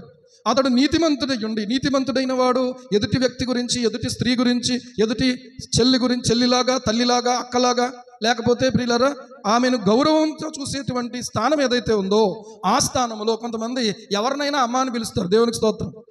ఎవరినైనా ఏమని పిలుస్తారు? ఏ తల్లి అని పిలుస్తారు. మంచిదే. ఏమండి? అవమానకరమైన పదాలు వాడకూడదు. అవమానకరంగా నీ ఉచ్చారణ అవమానకరంగా ఏమాత్రం ఉండకూడదు. ఇది దేవుని సృష్టి. దేవునికి స్తోత్రం. ఒక స్త్రీ ఎవరో దేవుని సృష్టి. ఈ రోజున మన ముందు ఉన్నటువంటి ఆడపిల్లలు దేవుని సృష్టి కదా. దేవుని సృష్టిని నీవు అవమానించడం అంటే దేవుని అవమానించడమే కదా. ఆలోచించండి. అంత సీరియస్గా మేము ఆలోచించలేదండి అని అంటాం. ఒకసారి ఆలోచించండి. వాళ్ళు ఎవరో దేవుని సృష్టి. ఏమండి? నువ్వు కన్న బిడ్డ అయినా కొంతమంది కళ్ళు ఎంత కావరం అంటే కన్న తండ్రే కూతురు మీద అత్యాచారం చేసాడని స్టేషన్కి వెళ్ళి కంప్లైంట్లు ఇచ్చే పరిస్థితి వచ్చింది ఈరోజు. దౌర్భాగ్యం.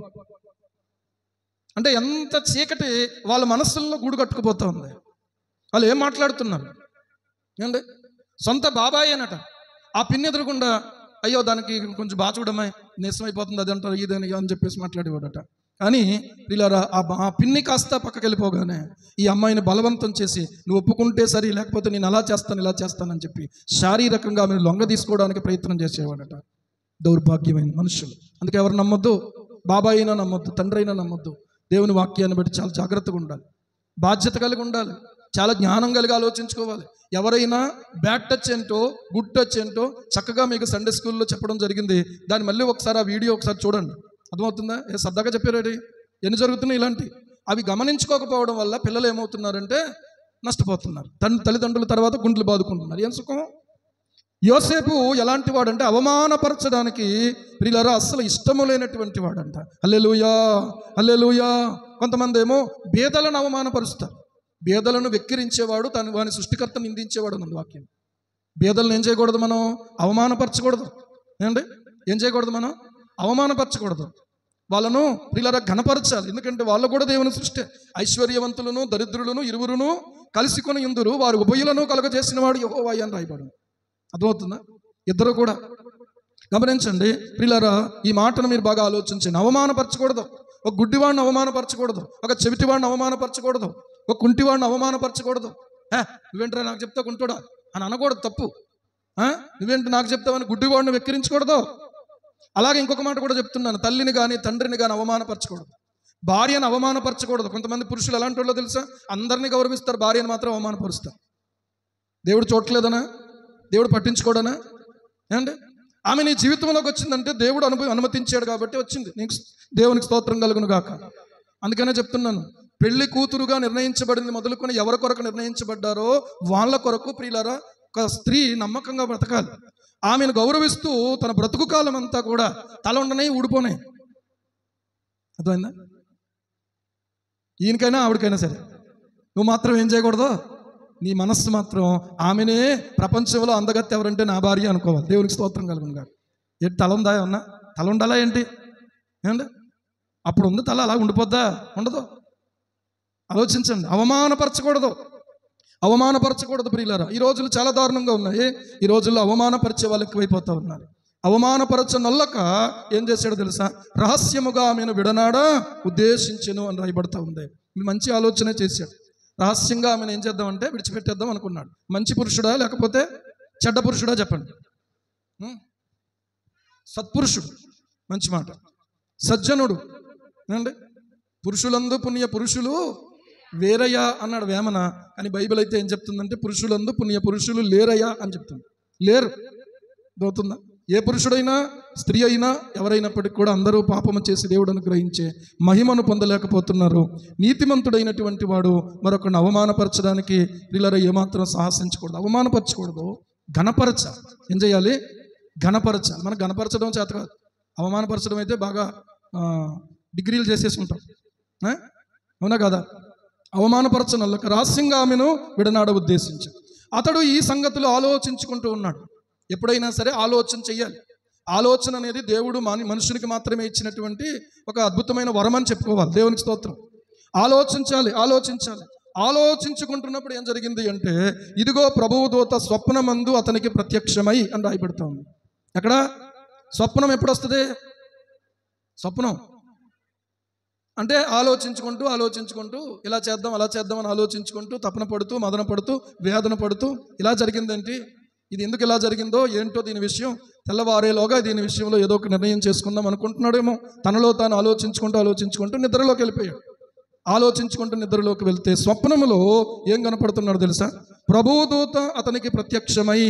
ఇక్కడ అందుకనే మొట్టమొదటిసారిగా ఈ పురుషుణ్ణి పరలోకము నుండి దూత వచ్చి అతనికి ప్రత్యక్షమవుతూ ఉంది. చప్పట్లు కొట్టి దేవుని మహిమపరుద్దాం.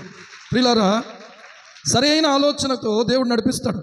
ఏమంటున్నాడో తెలుసా? దావీదు కుమారుడు అయిన యోసేపు, నీ భార్య అయిన మరియను చేర్చుకున్నటకు నీవు భయపడద్దు.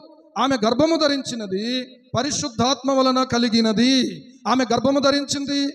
ఎలా జరిగిందో ఏంటో ఏమో ఏదన్నా తేడా అయిందేమో అని అనుకుంటున్నావు కదా నువ్వు. అని ఆమె గర్భము ధరించింది నీవు అనుకుంటున్నట్టుగా తప్పుడు మార్గంలో కాదు. ఎలా జరిగింది అని అంటే, గర్భము ధరించింది పరిశుద్ధాత్మ వలన కలిగినది. ఎక్కడ నుంచి జరిగింది?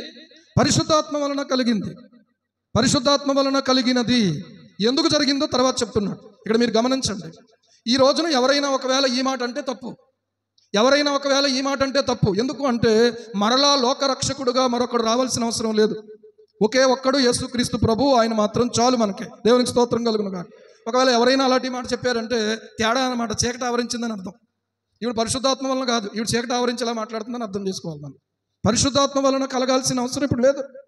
ఒక్కసారే ప్రత్యక్షం కావాలి, ఒక్కసారే మన పాపాల నిమిత్తం ఆయన పరిహారం చేయాలి. ఆయన మరణించాడు, తిరిగి లేచాడు, పరలోకానికి ఆరోహణమై వెళ్ళాడు. ఇప్పుడు మనలా ప్రభువు రావడం అంటే ఎక్కడో గర్భంలో పుట్టడో, ఎక్కడో ఆయన పెరగడం. ఇప్పుడు ఏమవుతుంది అని అంటే ఏకంగా పరలోకం నుండి ఆయన మధ్యాకాశంలోనికి వస్తాడు. చప్పట్లు కొట్టి దేవుని మహిమపరచండి. బాగా ఈ పాయింట్ మీరు బుర్రలో పెట్టుకోండి. ఎవరైనా ఇప్పుడు పరిశుద్ధాత్మను నేను గర్భం ధరించాను అంటే అది అవమానకరమైన మాట, పరిశుద్ధాత్మను దూషించే మాట. చెప్పాలంటే పరిశుద్ధాత్మను తక్కువ చేసే మాట. అసలు ఇప్పుడు అవసరం లేదు, ఇప్పుడు అలా చేయడు కూడా దేవుడు. ఎందుకు చేస్తాడు? మళ్ళీ మళ్ళీ చేయాల్సిన అవసరం ఏంటి? అయిపోయింది. ఇంకా ఈ రోజున మనం చేయాల్సింది ఏంటంటే ప్రభు అయిన యేసునందు విశ్వాసం ఉంచుము, నీవు నీ ఇంటి వారు ఏమవుతారు? రక్షణ పొందుతారు. కనుక ఈ రోజున ప్రియులారా ఆయనను విమర్శించటం అనేసి వినయముతో భక్తితో ఆయన ఆరాధించడం నేర్చుకోవాలి ఈనాటి ప్రజలు. దేవునికి స్తోత్రం కలుగును గాక. హల్లెలూయా. విమర్శించిన వారికి రక్షణ లేదు, కానీ రక్షించబడడానికి విశ్వాసంతో విధేయతతో దేవుడు చేసిన కార్యాన్ని విశ్వాసంతో అంగీకరించాలి. విధేయతతో మన వంతుగా దానికి లోబడాలి, మనం సమర్పించుకోవాలి. గమనించండి, ఆమె ఒక కుమారుని కంటుంది. ఈ విషయం చూడండి, 21వ వచనంలో ఇప్పుడు చెప్తున్నాడు. ఆమె ఒక కుమారుని కంటుంది. ఇది వారసత్వాన్ని నిలబెట్టడానికి కాదు. ఈ కుమారుడు సాధారణంగా కుమారుడు పుడితే ఆనందపడిపోతాడు. ఎందుకో తెలుసా? నాకు వారసుడు వచ్చేసాడు. ఆ తర్వాత ఆడు ఏమవుతాడో చెప్పలేం. ఆడు రౌడీ అవుతాడో, లేకపోతే ఇంకోటి అవుతాడు తర్వాత. కానీ ముందు మాత్రం ఏంటంటే అందరూ సంకలు గుద్దుకుని ఆనందపడిపోతారు. ఆ తర్వాత ఆడు మాట వినకుండా ఏంటంటే అటు ఇటు తిరిగి నిద్ర సరిగ్గా పోకుండా జులాయితనంగా తయారయ్యడం. అసలు దేవుడు ఎందుకు ఇచ్చాడండి నాకు ఇలాంటి కొడుకుని అనుకుంటాడు. దేవుడు ఇవ్వడం తప్ప, నువ్వు సరిగ్గా పెంచడానికి రాకపోవడం తప్ప. ఆలోచన చెయ్యండి. ఆమె ఒక కుమారుని కంటుంది. ఎందుకొరకు అనంటే తన ప్రజలను వారి పాపముల నుండి ఆయనే రక్షించును గనుక ఆయనకు యేసు అని పేరు పెట్టుదు అని. ఈయన ఎందుకొరకు ప్రియులారా భూమి మీదకి రాబోతున్నారు అని అంటే తిమోతికి రాసిన మొదటి పత్రిక 1వ అధ్యాయం 15వ వచనం చూడండి. పాపులను రక్షించుటకు క్రీస్తు యేసు లోకమునకు వచ్చెను అను వాక్యము నమ్మతగినది, పూర్ణ అంగీకారమునకు యోగ్యమైనది ఉన్నది, అతివారిలో నేను ప్రధానుడును అని అన్నాడు.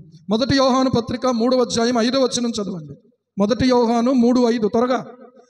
పాపములను తీసివేయుటకై ఆయన భూమి మీద ప్రత్యక్షమాయను, ఆయన యందు పాపమేమియూ లేదు. దేవునికి స్తోత్రం. ఆయన ఎందుకు ప్రత్యక్షమవుతున్నాడు? ఆయన ఎందుకు పుడుతున్నాడు? ఈ అవతారం ద్వారా ఏమి జరగబోతుంది అని అంటే పాపములను తీసివేయడానికే ఆయన ప్రత్యక్షం అవబోతున్నాడు. ప్రత్యక్షత అంటే అర్థం ఏంటంటే మరుగుగా ఉన్నటువంటి వాడు, మరుగై ఉన్నవాడు, లేకపోతే ఆత్మస్వరూపి అయి ఉన్నటువంటి దేవుడు మనిషిగా తాను ప్రత్యక్షపరుచుకుంటున్నాడు. అది ప్రత్యక్షత అంటే. మరుగైన వాడు మన కళ్ళ ముందు మనం చూడగలిగిన రీతిగా, మనము ప్రియులారా ఆయనను తాకగలిగిన రీతిగా, ఆయన మాట వినగలిగినటువంటి రీతిగా, ఆయనతో మనము సంచరించగలిగినటువంటి రీతిగా మన ముందు ప్రత్యక్షం అవ్వడం అంటే అది ప్రత్యక్షత. హల్లెలూయా. ఈరోజు అలా ప్రత్యక్షమయ్యాడు. అది అవతార కార్యం, యేసు ప్రభు యొక్క అవతార కార్యం. గమనించాలి. ఆమె ఒక కుమారుని కనును. చెప్పండి అందరూ. ఆమె ఒక కుమారుని కనును, తన ప్రజలను వారి పాపముల నుండి ఆయనే రక్షించును గనుక ఆయనకు యేసు అను పేరు పెట్టుదు అనెను. చప్పట్లు కొట్టి ఇప్పుడు దేవుని మహింపరుద్దాం. హల్లెలూయా, హల్లెలూయా. తన ప్రజలను వారి పాపముల నుండి ఆయనే రక్షించును. ఇప్పుడు ఆయన ప్రజలెవరు? ఆయన ప్రజలెవరు? కీర్తనలు 100వ కీర్తన చూడండి ఒకసారి. 100వ కీర్తన. సమస్త దేశములారా ఉత్సాహధ్వని చేయండి, సంతోషగానము చేయుచు యెహోవాను సేవించండి. ఉత్సాహగానము చేయుచు ఆయన సన్నిధికి రండి. యెహోవాయే దేవుడు అని తెలుసుకున్నాడు. ఆయనే మనల్ని పుట్టించిన మనం ఆయన వారము, మనము ఆయన ప్రజలము, ఆయన మేపు గొర్రెలము. దేవునికి స్తోత్రం. ఈ భూమి మీద ఉన్నటువంటి మానవులందరూ ఆయన ప్రజలే. ఈ తన ప్రజలు అనేటువంటి దగ్గర తన ప్రజలు అనంటే ఎవరి ప్రజలు అనుకుంటున్నారంటే కొంతమంది యూదులు అనుకుంటున్నారు. యూదులకు ఒక రక్షకుడు, హిందువులకు ఒక రక్షకుడు, బౌద్ధులకు ఒక రక్షకుడు, జైనులకు ఒక రక్షకుడు, పారసీకులకు ఒక రక్షకుడు. ఇలాగ రక్షకులు ఉండరు. ఒకే ఒక్క రక్షకుడు. ఆయన మాత్రమే ప్రియులారా మానవులందరినీ పాపముల నుండి రక్షించేవాడు. పాపముల నుండి రక్షించడం అంటే ఏంటి? పాపం వలన వచ్చే జీతం ఏంటి? మరణం. పాపం వలన వచ్చే జీతం ఏంటి? మరణం. అంటే ఏంటి? ఏ మరణం? శరీరానికి మరణం ఉంది, ఆత్మకు మరణం ఉంది. ఆత్మ మరణాన్ని తప్పించుకొని ఈ ఆత్మ దేవుని యొద్దకు చేరేటువంటి నిత్యజీవ మార్గాన్ని మనకు అనుగ్రహించింది నజరేయుడైన యేసుక్రీస్తు ప్రభువారు. హల్లెలూయా. లేని పక్షంలో ప్రియులారా ఆయన విశ్వసించకపోతే, ఆయన రక్తాన్ని ఆశ్రయించకపోతే, ఆ రక్తాన్ని అంగీకరించకపోతే ఖచ్చితంగా దేవుని నిర్ణయం ఏంటో తెలుసా? నిత్య నరకమే గతి. దీనికి కారణం దేవుడు కాదు, నువ్వే కాదనుకున్నావు, నువ్వే వద్దనుకున్నావు, నువ్వే అంగీకరించలేదు. కాబట్టి నువ్వే దానికి కారణం, కానీ దేవుడు ఎప్పుడూ కారణం కాదు. ఈ మీటింగ్లు జరిగినప్పుడు నాకు ఒక ప్రక్క సంతోషించిన విషయం ఏంటో తెలుసా? దేవుడు ఈ ప్రాంతాన్ని ఇంకా ప్రేమిస్తున్నాడు. హల్లెలూయా. దేవుడు ఈ ప్రాంతాన్ని ఇంకా ఏం చేస్తున్నాడు? ప్రేమిస్తున్నాడు కాబట్టి ఈ మాటలు వీళ్ళు వింటే ఇంకా రక్షణ పొందే అవకాశం ఉంది. ఈ సాక్ష్యం వీరు వింటే వీళ్ళు ఈ వ్యసనాలను విడిచిపెట్టే అవకాశం ఉంది. ఈ సాక్ష్యం వింటే, ఈ మాటలు వింటే, ఈ పాటలు వింటే మరొక్కసారి మరలా వీళ్ళు రక్షించబడే అవకాశం. దేవుడు ఒక ఛాన్స్ ఇచ్చాడు. ప్రేమ ఉన్నప్పుడు ఏంటంటే పోనీలే మళ్ళీ ఇంకో ఛాన్స్ ఇద్దాం. ప్రేమ ఉన్నప్పుడు ఏంటంటే ఇంకొక అవకాశం ఇద్దాం, ఏమన్నా మళ్ళీ ట్రై చేద్దాం, మళ్ళీ ఏదో రకంగా సమకూర్చుకుందాం. మళ్ళీ ఆయన చేతులు చాపి పిలిచే దేవుడు సరిపెట్టుకునే దేవుడు కాదు. హల్లెలూయా.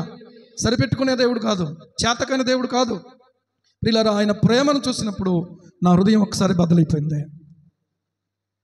ఒక్కసారి బద్దలైపోయింది. నా యేసయ్య ఎంత ప్రేమిస్తున్నాడో. హల్లెలూయా. ఈరోజు ఆయన ఇంకా ప్రేమిస్తున్నాడు కనుక వాతావరణాన్ని ఆయన ఆపేసాడు, అనుకూలపరిచాడు. ఇవి ఎక్కడైనా గురుగాని ఇక్కడ మాత్రం కొరద్దు. దేవునికి స్తోత్రం.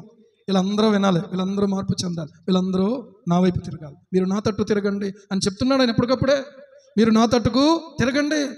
భ్రష్టులైపోయారా మీరు? భ్రష్టులైన బిడ్డలారా మీరు తిరిగి రండి, నేను మీ అవిశ్వాసాన్ని బాగు చేస్తానంటున్నాడు. ఆ తండ్రికి ఏమండి చేతులు చాపే ఉంచాడు ఎప్పుడు వచ్చినా చేర్చుకోవడానికి. మనం ఏంటో తెలుసా? ఇంకా టైం ఉందనుకుంటున్నాం మనం. ఈ టైం ఎంతో తెలుసా నీకు?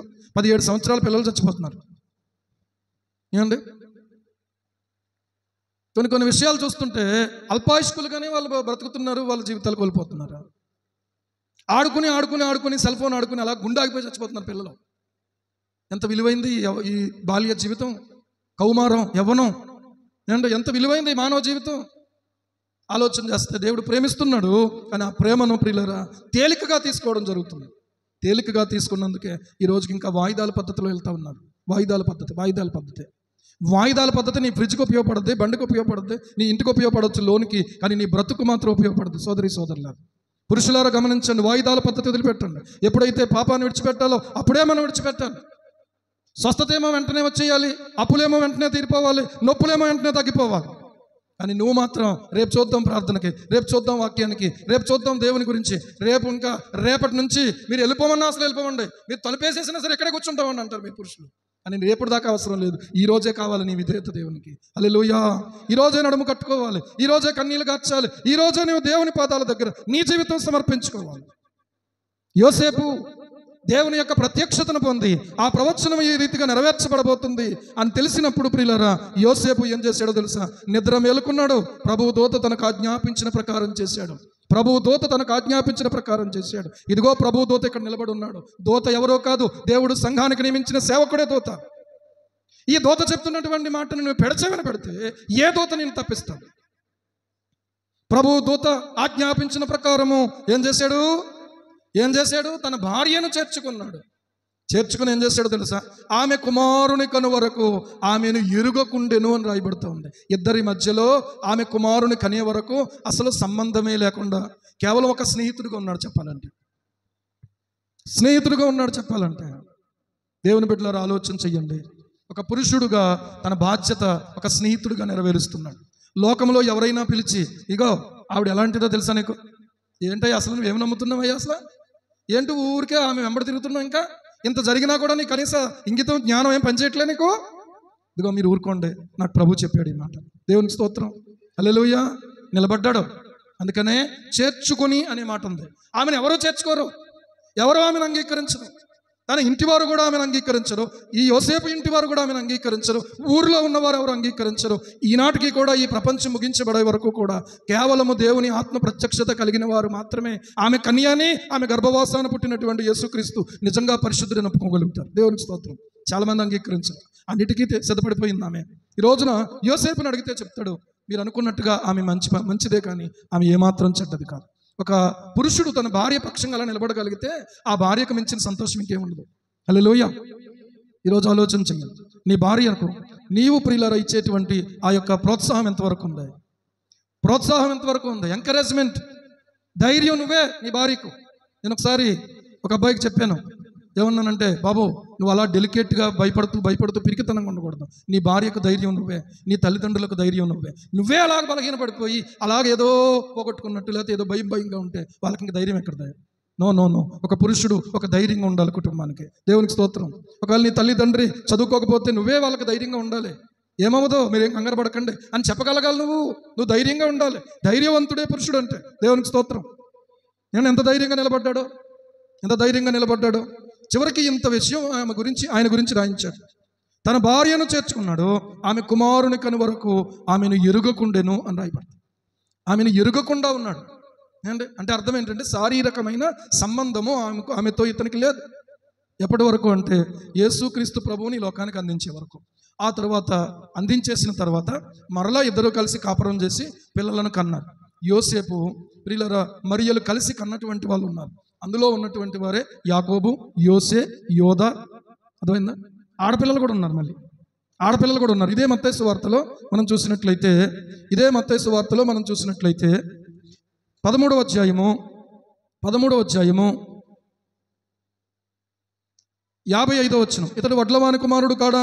ఇతని తల్లి పేరు మరియ కాదా? యాకోబు, యోసేపు, సీమోను, యోధా అయిన వారు ఇతని సోదరులు కారా? ఇతని సోదరీమణులందరూ మనతోనే ఉన్నవారు కారా? ఇతనికి ఈ కార్యములను ఎక్కడి నుండి వచ్చినని చెప్పుకొని ఆయన విషయమై అభ్యంతరపడ్డారు వాళ్ళు. ఎందుకో తెలుసా? ఈయన తర్వాత వారికి మళ్ళీ పిల్లలు కలిగారు. యాకోబు, తర్వాత యోసేపు, తర్వాత సీమోను, తర్వాత యోధా. ఇందులో యాకోబు ఒక పత్రిక రాశాడు, పత్రిక గ్రంథకర్తగా ఉన్నాడు. యోధా ప్రకటన గ్రంథానికి ముందుంది కదా, యోధా రాసిన పత్రిక ఈ యోధాయే రాశాడు. అయితే యేసుక్రీస్తు ప్రభు వారు శిలువ మీద మరణించక ముందు, పునరుద్ధానుడు కాకముందు వీళ్ళిద్దరూ కూడా ఆయన అంగీకరించలేదు. అసలు వీళ్ళు ఎవరు అంగీకరించలేదు, ఒక మరియ మాత్రమే అంగీకరించింది చెప్పాలంటే. యోసేపు కూడా కొంత మేరకు. అని ఆ తర్వాత యోసేపు కూడా యేసుక్రీస్తు ప్రభు వారిని అంతగా గౌరవించలేదు అని చరిత్ర చెప్తున్నట్టుగా కొంతమంది బైబిల్ పండితులు చెప్తారు. పిల్లలు గమనించండి, ఏది ఏమైనా ఇక్కడ ఉన్నటువంటి ఒక మాటను కొంతమంది వక్రీకరించి ఈరోజు మాట్లాడుతున్నది ఏంటో తెలుసా? ఒక అనువాదంలో ఇతని అక్క చెల్లెండ్రు మనతో ఉన్నవారు కారా అని అనువాదం చేయటం జరిగింది తప్పుగా. అక్క అంటే ఎవరో యేసు ప్రభుకు ముందు పుట్టిన వాళ్ళే కదా అప్పుడు అక్క అంటే. కానీ యేసు ప్రభుకు అక్కలు లేరు, యేసు ప్రభుకు అన్నయ్యలు లేరు. ఖచ్చితంగా గమనించండి. ఎందుకంటే ఆమె కన్యకగా ఉన్నప్పుడే యేసు ప్రభు జన్మించాడు. దేవునికి స్తోత్రం కలుగునుగాక. హల్లెలూయా. దీన్ని నమ్మితే ఇది మనం ఏమాత్రం కూడా అభ్యంతరపడే విషయంగా ఉండదు. అందుకనే చెప్తున్నాను, ఈ క్రైస్తవ జీవితం విశ్వాసముతో ముడిపడి ఉంది. నీతిమంతుడైన వాడు ఎలా బ్రతుకుతాడని తెలుసా? విశ్వాస మూలమున బ్రతుకును. చప్పట్లు కొట్టి దేవుని మహిమపరచండి. హల్లెలూయా, హల్లెలూయా. పిల్లరా, ఈ రోజున మనం గమనించుకోవాల్సిన విషయం ఏంటో తెలుసా? ఆ కుమారుని కనే వరకు కూడా ఆమెను ఎరగకుండా ఉన్నాడు అని రాయబడిన మాట. అంతగా తన జీవితాన్ని దేవునికి కంట్రోల్కి అప్పగించుకున్నాడు. ఈ రోజున ఆలోచించుకుంటే తన భావోద్రేకాలను అణిచేసుకున్నాడు. తనలో ఉన్నటువంటి ఆ వాంఛ ఏదైతే ఉందో ఆ కామ వాంఛను అణిచేసుకున్నాడు. ఏమాత్రం కూడా పిల్లల లోబడకుండా ఆ వాంఛను పక్కన పెట్టి ఎరుగకుండా ఉన్నటువంటి వాడుగా ఉన్నాడు. ఆయన లోకానికి అందించబడినటువంటి తర్వాత మరలా తిరిగి వారు కాపురం చేశారు. మళ్ళీ తిరిగి వారి కుటుంబంలో మళ్ళీ యాకోబు, యోసే, యోధా, సీమోను, తర్వాత ఇంకా ఆడపిల్లలు కూడా కలిగారు. ఇదంతా జరిగినటువంటి విషయం. అయితే ఇక్కడ నేను చెప్పే మాట ఏంటంటే, ఈ మొట్టమొదటి పురుషుడు దేవుని అధికారం క్రింద ఉన్నందుకు ఆయన పేరు కూడా దేవుని ప్రణాళికలోకి వచ్చింది. దేవుని ప్రణాళికలోకి రావాలంటే నీవు నేను కూడా మనల్ని మనము అంకితం చేసుకోవాలి, మనల్ని మనం సమర్పించుకోవాలి. మన జీవితాలను కూడా ప్రియులారా మనము ఆలోచించుకోవాలి. ఈ రోజున మనం జీవించే జీవితం ద్వారా ఎంతవరకు దేవుని ప్రణాళిక జరుగుతుంది, దేవుని చిత్తం జరుగుతుంది, దేవుడు మహిమపరచబడుతున్నాడు ఆలోచన చేసుకోవాలి. ఇది చాలా ప్రాముఖ్యం. ప్రభు త్వరగా రాబోతున్నాడు. ఆనాడు యోసేపు మొదటి రాకడకు సహకరించాడు. ఈ రోజున నీవు నేను మొదటిగా ప్రియుల పురుషులుగా ఆయన రాకడకు మనం సహకరించే వారికి ఉండాలి. నువ్వు సిద్ధపడాలి. అనేకులను దేవుని కొరకు నువ్వు ఏం చేయాలి? యేసుక్రీస్తు కొరకు సిద్ధపరచాలి. నువ్వు ప్రకటించాలి, నువ్వు ప్రదర్శించాలి. ఏమండి, లిప్స్ గాస్పల్ కాదు, లైఫ్ గాస్పల్ మనం అందించాలి. దేవునికి మహిమ కలుగును కాదు. ఈ రోజున ఆలోచన చేస్తే మత్తయి ఒక సువార్త రాస్తే, మార్కు ఒక సువార్త రాస్తే, లూకా ఒక సువార్త రాస్తే, యోహాను ఒక సువార్త రాస్తే, నీవు నేను ఒక 5వ సువార్తగా కనిపించావు. చప్పట్లు కొట్టి దేవుని మహిమపరచండి. హల్లెలూయా. నువ్వు పాటలే పాడతావో, నువ్వు ప్రార్థనే చేస్తావో, నువ్వు ఉపవాసమే ఉంటావో, నువ్వు ప్రభువును ప్రకటిస్తావో, లేకపోతే ప్రభువును ప్రకటించే వారికి లేకపోతే ప్రియులారా ఆర్థిక సహకారాన్ని అందించి నీ వంతులో నీ సంపాదనలో నుంచి సహాయపడతావో, ఈ రోజున సంపాదనే ధ్యేయంగా బతికేవాడు అసలైనటువంటి క్రైస్తవుడు కాదు.